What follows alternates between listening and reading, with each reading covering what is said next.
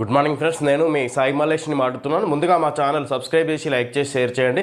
అదేవిధంగా వీలైనంత ఎక్కువ మందికి షేర్ చేసి అందరూ సబ్స్క్రైబ్ చేసుకోగలరని కోరుచున్నాను. ఈరోజు వార్తల్లోని ముఖ్యాంశాలు తెలుసుకుందాం. ఈనాడు దినపత్రిక. రాష్ట్రపతి గవర్నర్లకు కోర్టులు గడువు విధించలేవు, బిల్లులకు సమ్మతితో తీవ్ర జాప్యాన్ని ఆమోదంగా భావించాలనడము రాజ్యాంగంలో లేదు. గవర్నర్లు బిల్లులకు నిరవధికంగా నిలిపివేయడం తగదు. అసాధారణ నిష్క్రియ పరిస్థితుల్లోనే న్యాయస్థానాల జోక్యం. ప్రెసిడెన్షియల్ రిఫరెన్స్కు సుప్రీంకోర్టు రాజ్యాంగ ధర్మాసనం సమాధానం. ఏకాభిప్రాయంతో 5 న్యాయమూర్తుల తీర్పు. విధంగా ఇక్కడ రాష్ట్రపతి సుప్రీంకోర్టును అడిగిన ప్రశ్నలకు సమాధానాలు ఇస్తూ ఈ విధంగా ఇక్కడ ఈ కోర్టులకు అధికారం లేదు అని చెప్తూనే ఈ విధంగా ఇక్కడ ఎలాంటి కారణం లేకుండా ఇక్కడ బిల్లులను పెండింగ్లో జాప్యం చేయడానికి వీల్లేదన్నట్టుగా కూడా సుప్రీంకోర్టు చెప్పుకొస్తుంది. ఈ విధంగా రాష్ట్రపతి అడిగిన దానికి కానీ ఈ విధంగా సుప్రీంకోర్టు స్పందించినట్టుగా చూడొచ్చు. శాసనసభలు ఆమోదించి పంపిన బిల్లులకు సమ్మతి తెలిపే విషయంలో రాష్ట్రపతి గవర్నర్లకు న్యాయస్థానాలు గడువు విధించలేవని సుప్రీంకోర్టు స్పష్టం చేసింది. నిర్దిష్ట గడువులోగా సమ్మతి అభిప్రాయం తెలియజేయకపోతే ఆ బిల్లులను ఆమోదించినట్లుగా భావించడము రాజ్యాంగంలో లేదని అధికారాల విభజన సూత్రానికి ఇది వ్యతిరేకమని పేర్కొంది. శాసన నిర్మాణంలో రాష్ట్రపతి గవర్నర్లు నిర్వర్తించాల్సిన విధుల్ని మరి ఏ వ్యవస్థ భర్తీ చేయలేదని స్పష్టం చేసింది. దేశ సమాఖ్య వ్యవస్థలో గవర్నర్లు నిర్వహిస్తున్న పాత్రపై తీవ్ర చర్చకు దారితీసిన రాష్ట్రాల బిల్లుల ఆమోదం అంశంలో సుప్రీంకోర్టు రాజ్యాంగ ధర్మాసనం ఈ కీలక తీర్పు వెలువరించింది.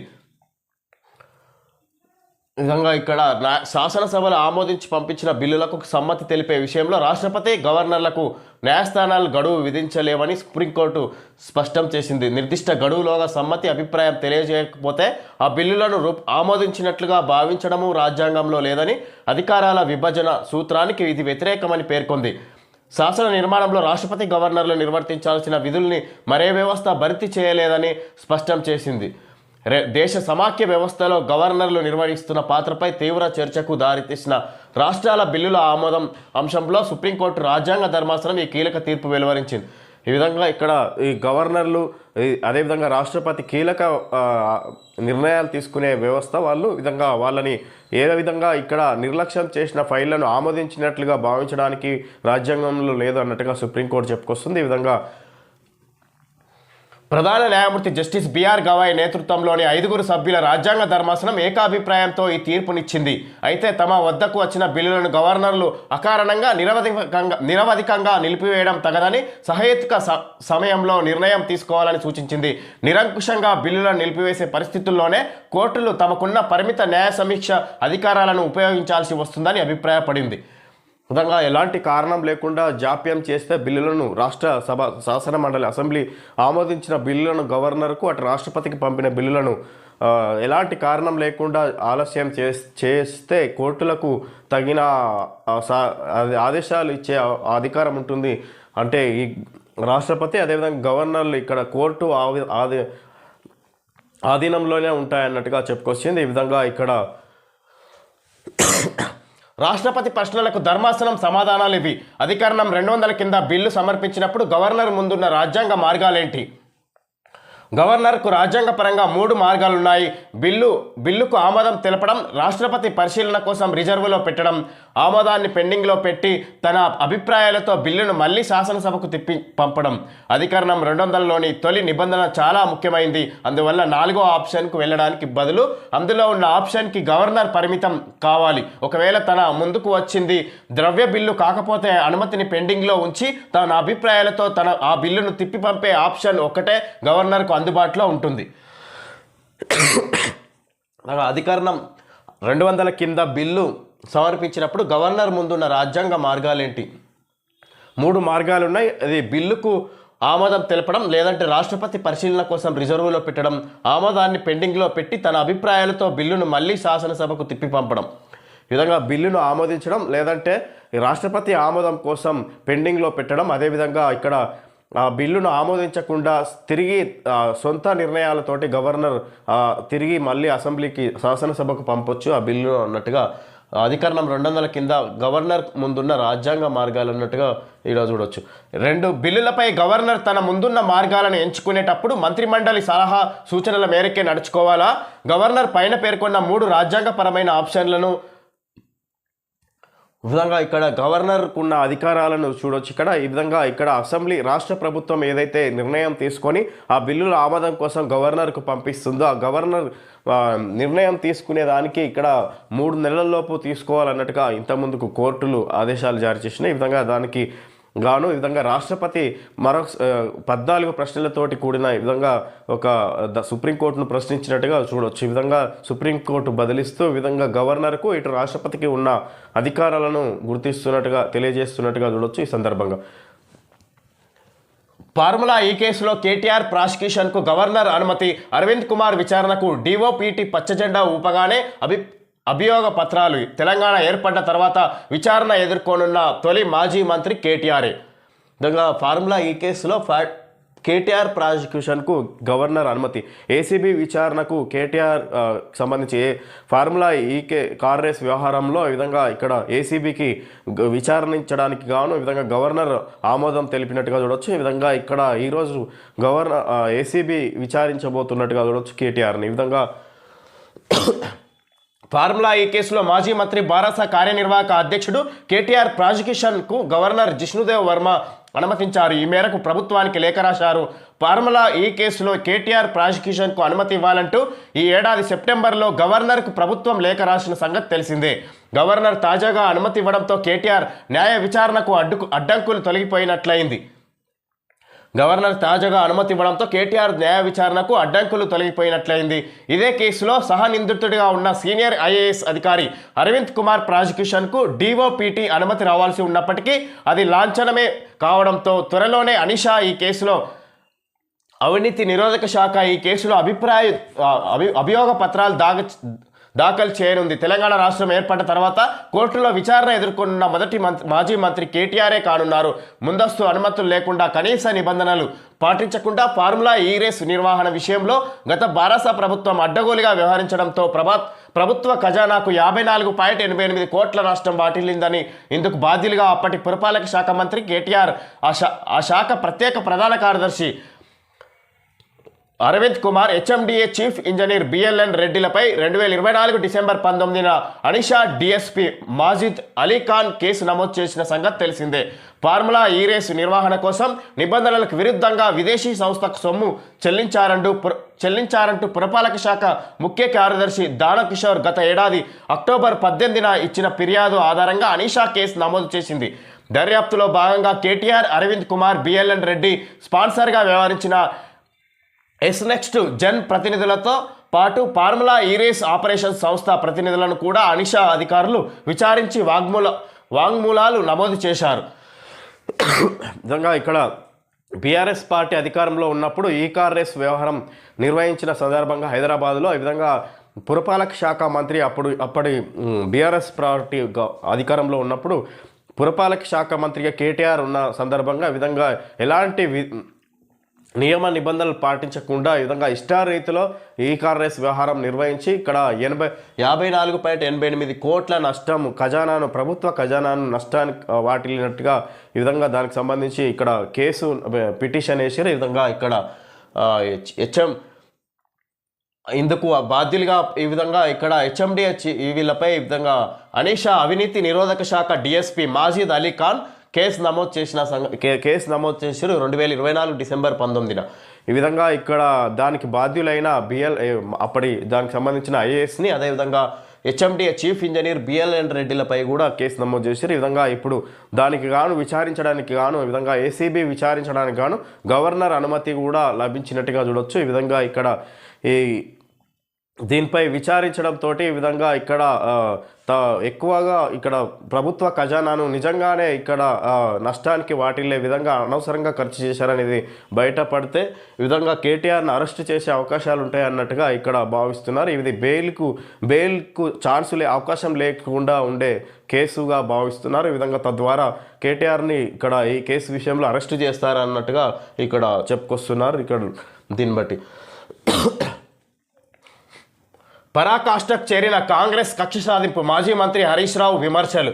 మేం కక్ష సాధిస్తే మీరు జైల్లో ఉండేవారే, హరీష్ రావుపై మహేష్ కుమార్ గౌడ్ ధ్వజం. విధంగా పరాకాష్ఠకు చేరిన కాంగ్రెస్ కక్ష సాధింపు చర్య. ఈ విధంగా ఇక్కడ కక్ష సాధింపు చర్యగా వీళ్ళు చర్య తీసుకుంటున్నారు. ఇది రాష్ట్ర ప్రభుత్వం తీసుకున్న చర్యల ద్వారానే గవర్నర్ అనుమతి ఇచ్చారు, లేకపోతే ఇది ఇంకా గవర్నర్ అనుమతించకపోవన్నట్టుగా మాట్లాడుతున్నారు హరీష్ రావు. ఇది కక్ష సాధింపు చర్యలాగా ఉన్నదన్నట్టుగా హరీష్ రావు మాట్లాడుతున్నారు. మేము కక్ష సాధింపు చర్యలే చేపడితే ఇప్పటి వరకల్లా మీరు జైల్లోనే ఉండేవాళ్ళు అన్నట్టుగా మహేష్ కుమార్ గౌడ్ మాట్లాడుతున్నారు, కాంగ్రెస్ పిసిసి అధ్యక్షుడు.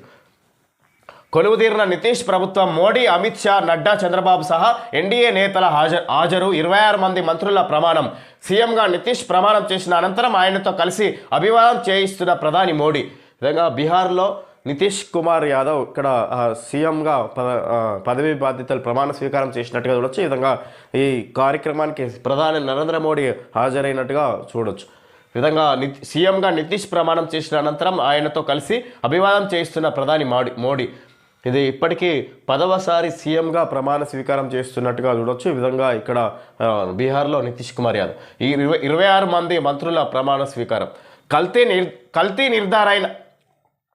కల్తీ నిర్ధారణనైన వాళ్లను ఎందుకు కొనసాగించారు? తీతిదే మాజీ చైర్మన్ వైవి సుబ్బారెడ్డిపై ఏపీ సిట్ అధికారుల ప్రశ్నల వర్షం. కల్తీ నిర్ధారణైన వాళ్ళను ఎందుకు కొనసాగించారు? ఈ విధంగా ఇక్కడ తిరుమల తిరుపతి దేవస్థానం మాజీ చైర్మన్ వైవి సుబ్బారెడ్డిపై ఏపీ సిట్ అధికారుల ప్రశ్నల వర్షం. ఈ విధంగా ఇక్కడ తిరుమల తిరుపతి మాజీ చైర్మన్ వైవి సుబ్బారెడ్డిని ఏపీ సిట్ అధికారులు ఇక్కడ విచారణ చేపడుతున్నట్టుగా చూడొచ్చు. నిఖిత్కు స్వర్ణం. ప్రపంచ బాక్సింగ్ కప్ ఫైనల్స్లో ప్రపంచ బాక్సింగ్ కప్ ఫైనల్స్లో నిఖిత్కు స్వర్ణ పథకం లభించినట్టుగా చూడొచ్చు. సన్నబియ్యంతో సత్ఫలితాలు. రీసైక్లింగ్ తగ్గింది, బియ్యం ధరలు స్థిరపడ్డాయి. దేశమంతటా ఈ పథకాన్ని విస్తరించాలి. గోదాముల సామర్థ్యం పెంపునకు వడ్డీ లేని రుణాలు ఇవ్వాలి. కేంద్ర మంత్రి ప్రహ్లాద్ జోషితో ముఖ్యమంత్రి రేవంత్ రెడ్డి. ముడి బియ్యం రకాల సాగును ప్రోత్సహించాలన్న కేంద్ర మంత్రి. మిగులు ధాన్యాన్ని ఎగుమతి చేయాలని సూచన. విధంగా గోదాముల సామర్థ్యం పెంపునకు కేంద్ర మంత్రి ప్రహ్లాద్ జోషికి జ్ఞాపిక అందజేస్తున్న సీఎం రేవంత్ రెడ్డి. చిత్రంలో మాజీ మంత్రి ఉత్తమ్ కుమార్ రెడ్డి. విధంగా రాష్ట్రానికి సన్నబియ్యం అందించడానికి ఇక్కడ సహకారం చేయాలి వీలైనంత ఎక్కువగా అన్నట్టుగా ముడి బియ్యం రకాల సాగును ప్రోత్సహించాలన్న కేంద్ర మంత్రితో ప్రహ్లాద్ జోషితో ముఖ్యమంత్రి రేవంత్ రెడ్డి. గోదాముల సామర్థ్యం పెంపునకు వడ్డీ లేని రుణాలు ఇవ్వాలన్నట్టుగా సీఎం రేవంత్ రెడ్డి కేంద్ర మంత్రిని కోరుతున్నట్టుగా చూడొచ్చు. దేశంలో ఎక్కడా లేని విధంగా రేషన్ దుకాణాల ద్వారా సన్నబియ్యం పంపిణీ చేస్తున్నామని, ఫలితంగా పీడీఎస్ బియ్యం రీసైక్లింగ్ తగ్గిందని, బహిరంగ మార్కెట్లోనూ ధరలు స్థిరపడ్డాయని ముఖ్యమంత్రి రేవంత్ రెడ్డి పేర్కొన్నారు. తెలంగాణలో విజయవంతమైన ఈ పథకాన్ని దేశమంతటా విస్తరించే విషయాన్ని పరిశీలించాలని కేంద్ర ప్రభుత్వాన్ని కోరారు. గురువారం ఉదయం హైదరాబాద్కు వచ్చిన కేంద్ర ఆహార పౌర సరఫరాల శాఖ మంత్రి ప్రహ్లాద్ జోషితో సీఎం సమావేశమయ్యారు. హోటల్ తాజ్ కృష్ణాలో జరిగిన ఈ భేటీకి పౌర సరఫరాల మంత్రి ఉత్తమ్ కుమార్ రెడ్డి, సిఎస్ రామకృష్ణారావు హాజరయ్యారు. ఈ సందర్భంగా కేంద్ర ప్రభుత్వం తెలంగాణకు తగిన సహకారం అందించాలంటూ పలు అంశాలను ప్రస్తావించారు. ప్రజలు తినే బియ్యాన్నే పంపిణీ చేస్తుండడంతో సన్నబియ్యం పథకం ఆశించిన లక్ష్యం నెరవేరింది. కేంద్ర ప్రభుత్వము దేశవ్యాప్తంగా సన్నబియ్యం పంపిణీ చేసే అంశాన్ని పరిశీలించాలి. 2024-25 రబీ సీజన్కు సంబంధించి అదనంగా 10 లక్షల టన్నుల బాయిల్డ్ రైస్ కోటా పెంచాలి. విధంగా సన్నబియ్యం పథకాన్ని రేషన్ దుకాణాలు రాష్ట్రంలో అధిక సంఖ్యలో రేషన్ దుకాణాలలో సన్నబియ్యాన్ని పంపిణీ చేస్తున్నాం. తద్వారా ఈ పథకాన్ని కేంద్ర ప్రభుత్వం దేశం అంతటా విస్తరించేలాగా ఈ విధంగా ఒకసారి పరిశీలించాలన్నట్టుగా కేంద్ర మంత్రి తోటి మాట్లాడుతున్నట్టుగా చూడొచ్చు. ఇక్కడ రాష్ట్రానికి విచ్చేసిన కేంద్ర మంత్రి ప్రహ్లాద్ జోషితోటి విధంగా చర్చిస్తున్నట్టుగా చూడొచ్చు.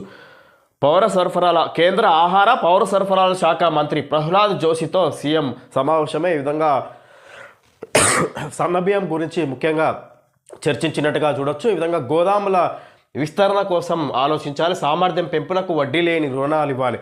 ఈ విధంగా సన్నబియ్యాన్ని గోదాములలో స్టోరేజ్ చేయడానికి గాను, వాటిని పెంచడానికి గాను వడ్డీ లేని రుణాలు ఇవ్వాలి రాష్ట్రానికి అన్నట్టుగా చెప్పుకొస్తారు. ఈ విధంగా ముఖ్యంగా రేషన్ బియ్యం గురించి చర్చించినట్టుగా చూడొచ్చు. ఆహార పౌర సరఫరాల కేంద్ర శాఖ మంత్రి తోటి చర్చించినట్టుగా చూడొచ్చు CM Revanth Reddy. Physical intelligence సిటీగా హైదరాబాద్ 8 వారాల పైలట్ ప్రోగ్రాం అమలుకు నిర్ణయం. సీఎంతో అనలాగ్ ఏఐ సీఈఓ భేటీ. ఫిజికల్ ఇంటెలిజెన్స్ సిటీగా హైదరాబాద్ 8 వారాల పైలట్ ప్రోగ్రాం అమలుకు నిర్ణయం. సీఎంతో అనలాగ్ ఏఐ సీఈఓ భేటీ. ఫిజికల్ ఇంటెలిజెన్స్ సిటీగా హైదరాబాద్ను తీర్చిదిద్దుతామన్నట్టుగా మాట్లాడుతున్నారు. ఈ విధంగా సీఎం రేవంత్ రెడ్డి 8 వారాల పైలట్ ప్రోగ్రాం అమలుకు నిర్ణయం. సీఎంతో అనలాగ్ ఏఐ సీఈఓ భేటీ సందర్భంగా హైదరాబాద్ని ఈ విధంగా అభివృద్ధి చేస్తున్న ప్రజెంట్ ఫిజికల్ ఇంటెలిజెన్స్ సిటీగా హైదరాబాద్ కొనసాగుతుంది అన్నట్టుగా మాట్లాడుతున్నారు. సిబిఐ కోర్టుకు జగన్ బేగంపేట నుంచి మంది మార్బలంతో ర్యాలీగా రాక రాజకీయ బల ప్రదర్శనను తలపించిన పర్యటన. కోర్టు వద్దకు వచ్చిన ధర్మాన పేర్ని నాని తదితరులు చెప్పాల్సిందేమీ లేదని న్యాయాధికారికి వెల్లడించిన జగన్. సిబిఐ కోర్టు నుంచి తిరిగి వెళ్తున్న జగన్ చుట్టూ కార్యకర్తలు. విధంగా సిబిఐ కోర్టుకు జగన్ మరొకసారి హాజరైనట్టుగా చూడొచ్చు. ఎలాంటి చెప్పేది ఏ విషయాలు లేవు, మీరే ఎలాంటి చర్యలైనా తీసుకోవచ్చు అన్నదానికి ఈ విధంగా చూడొచ్చు. ఇక్కడ ఈ జగన్ మరొకసారికి ఏసీబీ కోర్టుకు హాజరై తిరిగి వెళ్తున్న సందర్భంగా ఈ విధంగా ఇక్కడ పార్టీ కార్యకర్తలతో బల ప్రదర్శన చూపించుకున్నట్టుగా చూడొచ్చు. మాజీ సీఎం జగన్, ఏపీ మాజీ సీఎం బేగంపేట నుంచి మంది మార్బలంతో ర్యాలీగా రాక సిబిఐ కోర్టు నుంచి తిరిగి వెళ్తున్న జగన్ చుట్టూ కార్యకర్తలు. యూరప్ పర్యటనకు అనుమతి ఇస్తూ విధించిన షరతుల్లో భాగంగా ఏపీ మాజీ ముఖ్యమంత్రి అక్రమాస్తుల కేసులో ప్రధాన నిందితుడైన వైఎస్ జగన్మోహన్ రెడ్డి గురువారం హైదరాబాద్ సిబిఐ ప్రధాన కోర్టులో మంది మార్బలంతో హాజరయ్యారు. బేగంపేట నుంచి నాంపల్లిలోని సిబిఐ కోర్టు వరకు అధిక అనుచరులతో ర్యాలీగా వచ్చారు. రాజకీయ బల ప్రదర్శనలా సాగిన ఈ ర్యాలీలో ఆయన అనుచరులు బేగంపేట వద్ద కోర్టు బయట నినాదాలతో హోరెత్తించారు. భవిష్యత్తులో తాను మళ్ళీ కోర్టుకు రావాల్సి వస్తే పరిస్థితి ఎలా ఉంటుందో చూపించాలన్నట్టుగా ఆయన బల ప్రదర్శన సాగింది. జగన్ తరచూ బెంగళూరు వెళ్తున్నా, విజయవాడలోని సొంత ఇంటికి వెళ్తున్నా ఎప్పుడూ కనిపించని హడావిడి ఇప్పుడు కోర్టుకు వస్తున్నప్పుడు మాత్రం భారీగా కనిపించింది.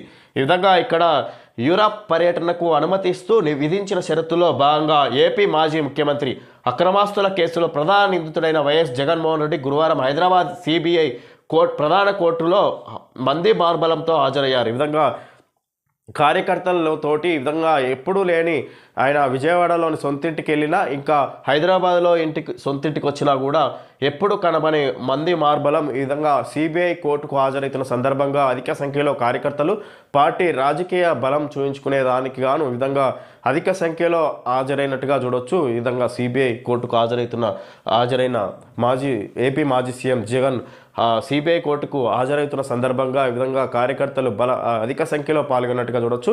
మరొకసారి సిబిఐ కోర్టు విచారణకు పిలిస్తే ఈ విధంగా ఇక్కడ ఏ విధంగా ఉంటుందో ఊహించనంతగా అంత మంది మార్బలంతో వచ్చినట్టుగా ఇక్కడ వార్త చూడొచ్చు మనం.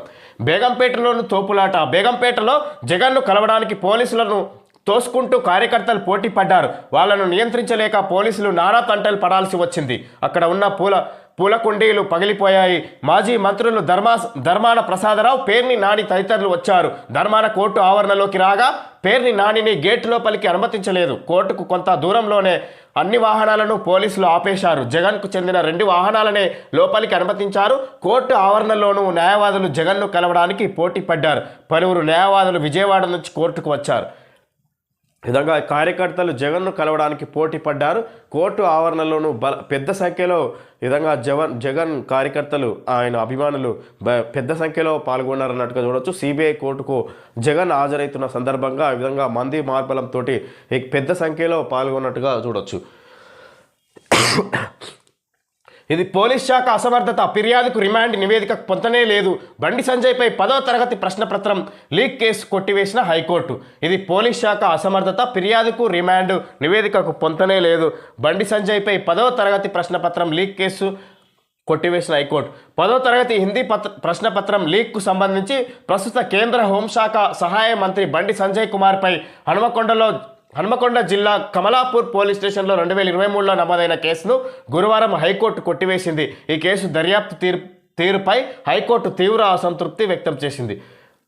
విధంగా పోలీస్ శాఖ అసమర్థత వల్ల బండి సంజయ్ పైన కేసు నమోదైంది. ఆయన పాత్ర ఇందులో లేని సందర్భంగా హైకోర్టు ఈ కేసును కొట్టేసినట్టుగా చూడొచ్చు. ఈ విధంగా కేసు ఆయనపై నమోదు చేసిన సందర్భంగా ఈ విధంగా అసలు ఇందులో ఎలాంటి పొంతన లేకుండా కేసు నమోదు చేశారని హైకోర్టు అసంతృప్తి వ్యక్తం చేసిందన్నట్టుగా ఇక్కడ చూడొచ్చు. ఆ పాపం ఊరికే పోదు, నాపై మోపిన కేసులు అక్రమమని కోర్టు తీర్పుతో నిరూపితమైంది. కేంద్ర మంత్రి బండి సంజయ్ విధంగా 2023లో ఇక్కడ రాష్ట్ర ప్రభుత్వానికి సంబంధించి ఈ విధంగా ఆయనపై కేసు నమోదు చేయించారు.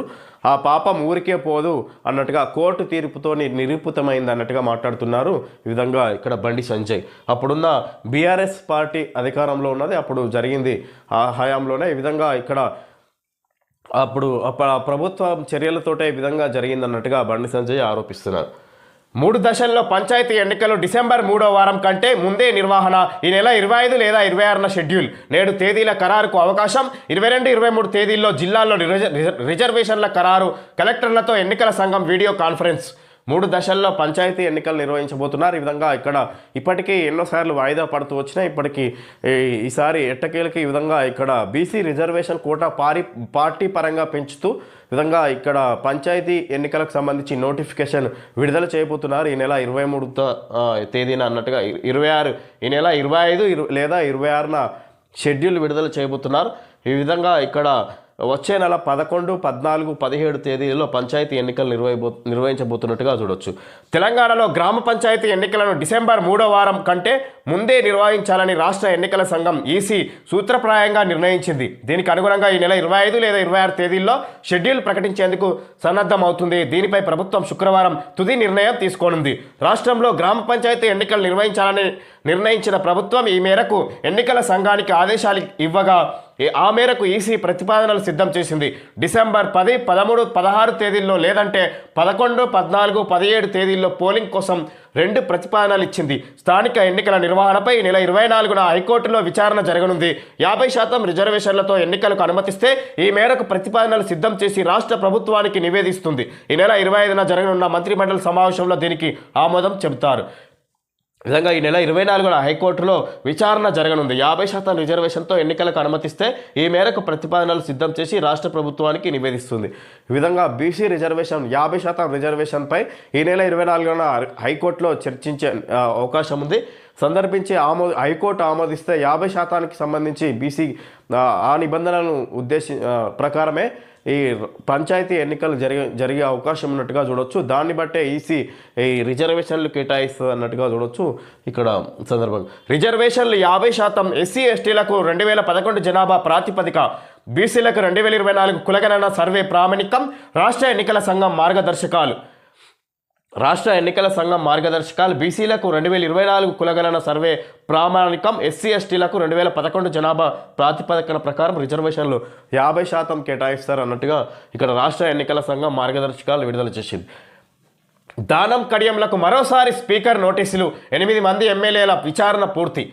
ఈ విధంగా ఇక్కడ పార్టీ మారిన సందర్భంగా ఈ విధంగా దానం కడియంలకు మరోసారి స్పీకర్ నోటీసులు విడుదల చేశారు. ఈ విధంగా 8 మంది ఎమ్మెల్యేల విచారణ పూర్తి. పార్టీ ఫిర్యాదులకు సమాధానాలు ఇవ్వాల్సిందిగా ఎమ్మెల్యేలు దానం నాగేందర్, కడియం శ్రీహరిలకు శాసనసభాపతి గడ్డం ప్రసాద్ కుమార్ మరోసారి నోటీసులు జారీ చేశారు. ఈ నెల 23వ తేదీలోగా సమాధానాలను అఫిడవిట్ రూపంలో స్పీకర్ కార్యాలయంలో అందజేయాలని వాటిలో సూచించారు.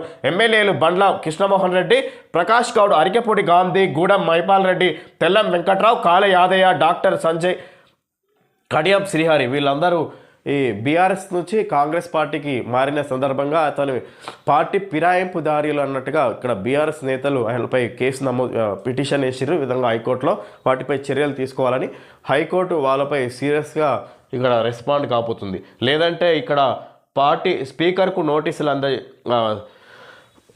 శాసనసభాపతి గడ్డం ప్రసాద్ కుమార్పై చర్యలు తీసుకునే అవకాశం ఉంది హైకోర్టు. తద్వారా ఇక్కడ ముందస్తుగానే ఎమ్మెల్యేలకు నోటీసులు పంపారు. విధంగా గడ్డం ప్రసాద్ కుమార్ శాసనసభాపతి గడ్డం ప్రసాద్ కుమార్ మరోసారి నోటీసులు జారీ చేసినట్టుగా చూడొచ్చు. ఈ విధంగా ఎమ్మెల్యేలకు రసకందాయంలో కర్ణాటకం. సిద్ధరామయ్య డీకే పోటాపోటీ అధికార పంపిణీపై పట్టు.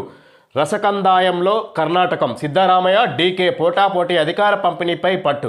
బెంగళూరులో వీళ్ళిద్దరి మధ్య అధికార పార్టీ కాంగ్రెస్ పార్టీ తరపున ప్రభుత్వం అక్కడ సిద్ధరామయ్య ముఖ్యమంత్రిగా ప్రభుత్వం ఏర్పాటైంది. ఇక్కడ డీకే శివకుమార్ డిప్యూటీ సీఎం, డీకే శివకుమార్ సిద్ధరామయ్య మధ్య అధికార పోటీ. అంటే నువ్వా నేనా అన్నట్టుగా ఒకరికి మించి ఒకరు ఇక్కడ సొంత నిర్ణయాలు వెల్లడిస్తున్నట్టుగా చూడొచ్చు ప్రభుత్వం తరపున.